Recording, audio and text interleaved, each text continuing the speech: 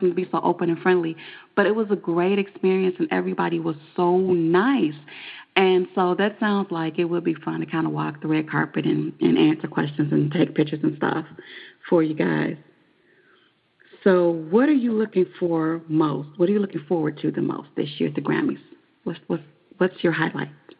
You know, my highlight this year at the Grammys, I'm really interested to see, because I think there's a lot of new music out, and this might be one of the years.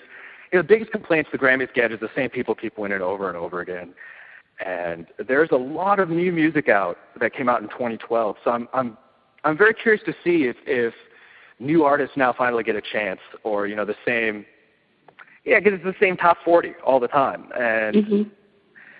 and a lot of the times, because people don't really retire often out of the music career, out of the music industry. So a lot of times we run into the problem where there's people who are big fans of bands from the 60s, but are still very powerful in the industry now, and they tend to ignore the newer artists.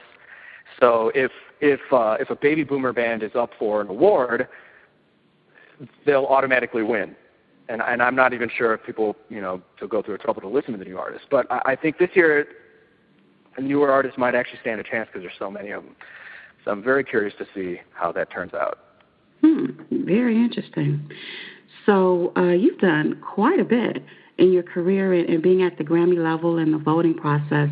What advice do you have for someone who is up and coming? And I know this is kind of always the question, but I love it because there's always a different answer, and that's what I love. That's right, and even my answer to that question changes every week depending on what I'm thinking about. No, I would say right now, if somebody asked me that question, which you did, my answer would be don't set the bar too low. Yeah, there's an old Native American saying, I would rather aim for a star and hit an eagle than aim for an eagle and hit a rock. And I think one of the things that I see a lot of musicians when they first get their record deals and they're starting to break is they're setting the bar kind of low in terms of they're just looking to be a popular artist and be cool amongst their friends and get as much TV time as possible. And, while being a celebrity is